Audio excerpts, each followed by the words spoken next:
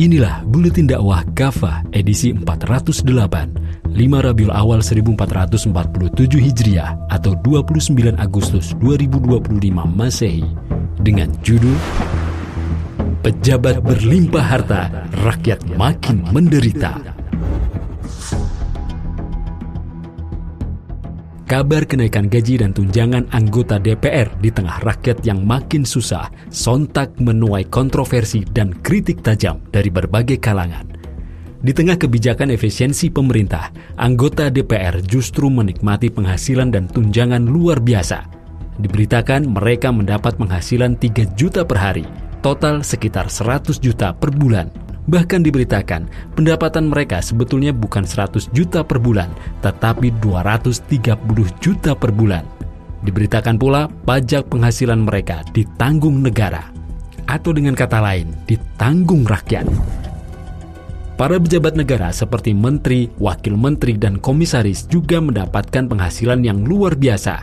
Bahkan komisaris bisa berpenghasilan miliaran rupiah per tahun. Sungguh ironis, fenomena ini menunjukkan miskinnya etika dan tumpulnya nurani wakil rakyat dan para penguasa. Mereka bergelimang harta yang berasal dari pajak rakyat, justru di tengah kehidupan rakyat yang makin menderita. Jabatan sebagai bancaan. Gemuruh suara bubarkan DPR sontak mengemuka. Rakyat mempertanyakan sejauh mana DPR telah bekerja untuk membela rakyat. Apalagi saat ada adegan joget-joget di gedung parlemen, sontak suara rakyat semakin tajam memberikan kritiknya. Selama ini gaji tinggi dan tunjangan besar DPR dan para pejabat negara dinilai tidak berkorelasi dengan kinerja tinggi. Buktinya, rakyat tak kunjung membaik kehidupannya. Justru kemiskinan dan pengangguran semakin tinggi. Ironisnya lagi, banyak pejabat yang terlibat tindak pidana korupsi. Politik demokrasi memang mahal. Modal yang harus dikeluarkan untuk berebut kursi DPR sangatlah tinggi. Tidak mengherankan jika para pejabat berharap dapat mengembalikan modal politik yang telah dikeluarkan dengan berbagai cara, baik dengan cara legal seperti menaikkan gaji dan tunjangan atau melalui cara-cara ilegal seperti suap dan korupsi. Korupsi hari ini bahkan bukan lagi di angka miliaran atau puluhan miliar rupiah, tetapi sudah menembus angka triliunan hingga ratusan triliun rupiah. Demikianlah, jabatan akhirnya dijadikan sebagai bancaan untuk menumpuk pundi-pundi kekayaan meskipun dengan cara-cara haram sekalipun. Jelas, demokrasi adalah sistem politik yang tidak mengenal istilah halal dan haram. Politik dalam sistem demokrasi juga akhirnya tak lebih dari hanya bagi-bagi kursi kekuasaan. Sistem demokrasi sekuler yang diterapkan di negeri ini justru semakin menjadikan negeri ini tak kunjung melahirkan keadilan dan kesejahteraan bagi rakyat yang konon katanya pemilik kedaulatan. Sistem politik demokrasi hanya melahirkan segelintir oligarki yang berkuasa atas kekayaan negeri ini. Melansir Totko, oligarki berasal dari kata Yunani oligarches yang berarti sedikit yang memerintah. Jadi, oligarki adalah struktur kekuasaan yang dikendalikan oleh sejumlah kecil orang. Saat demikian, kepentingan segelintir orang atau oligarki itu tidak mewakili kepentingan orang banyak atau rakyat. Inilah yang terjadi dalam sistem demokrasi. Karena itu, sistem demokrasi menjadi sebab utama carut-marutnya negeri ini.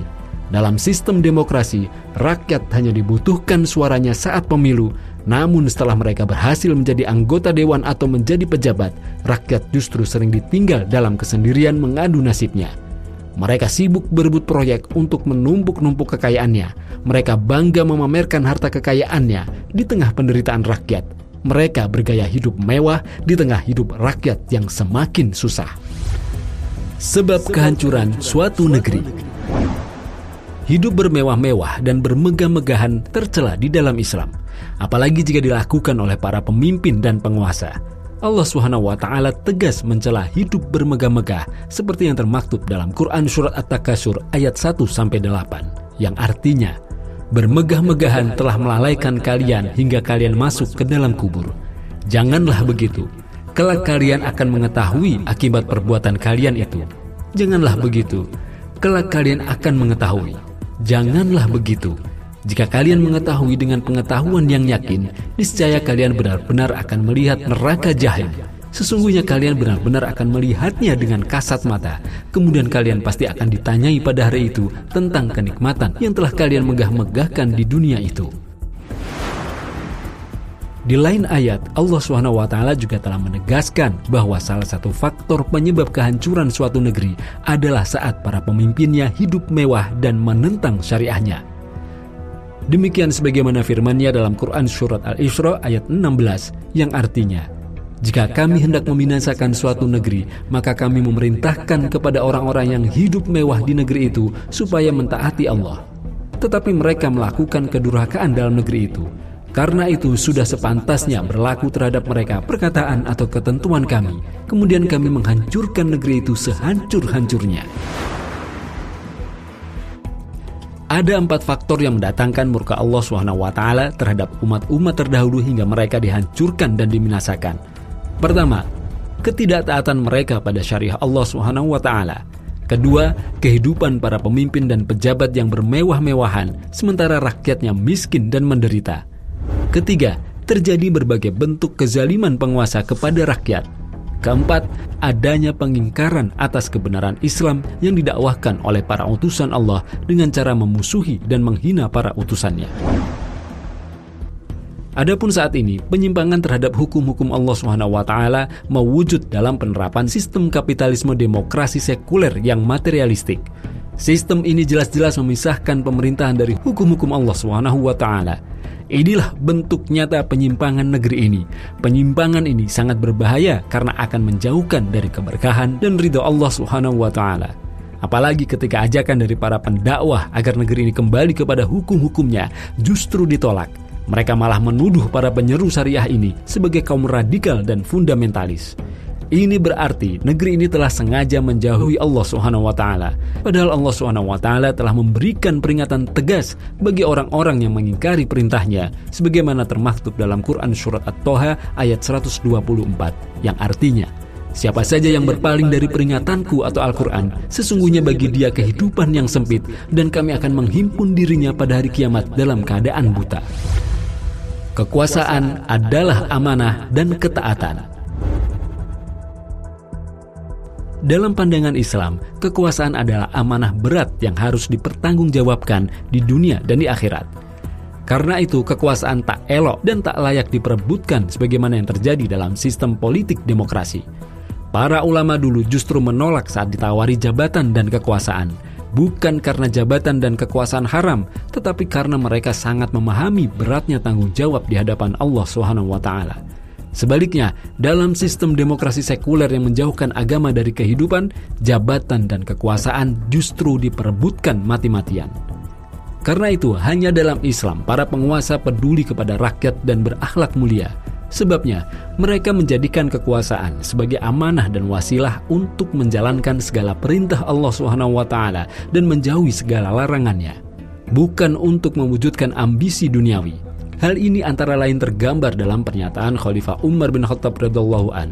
Sesungguhnya aku memposisikan diriku terhadap harta Allah seperti wali anak yatim. Jika aku berkecukupan, maka aku akan menjaga diri tidak mengambil harta itu. Jika aku membutuhkan, maka aku akan mengambil sekedarnya saja dengan cara yang baik. Sungguh aku telah diamanahi untuk mengurus urusan umat ini. Jika aku berbuat baik, maka bantulah aku. Jika aku berbuat salah, maka luruskanlah aku. Demikian juga yang dinyatakan oleh Khalifah Umar bin Abdul Aziz dari kekhilafahan Bani Umayyah kepada para pejabat di bawahnya. Ketahuilah bahwa kekuasaan itu bukanlah santapan untuk dinikmati, melainkan amanah. Pada hari kiamat, ia akan menjadi kehinaan dan penyesalan, kecuali bagi orang yang mengambil amanah kekuasaan itu dengan hak dan menunaikan kewajiban yang ada di dalamnya. Khotimah. Oleh karena itu, bangsa ini harus segera menyadari bahwa seluruh masalah di negeri ini disebabkan oleh penerapan ideologi kapitalisme sekuler. Bangsa ini juga harus sadar dan yakin bahwa hanya syariah Allah SWT yang akan bisa menyelesaikan segala problem kehidupan rakyat di negeri ini. Saatnya negeri ini keluar dari hukum buatan manusia menuju pada hukum dan aturan Allah SWT.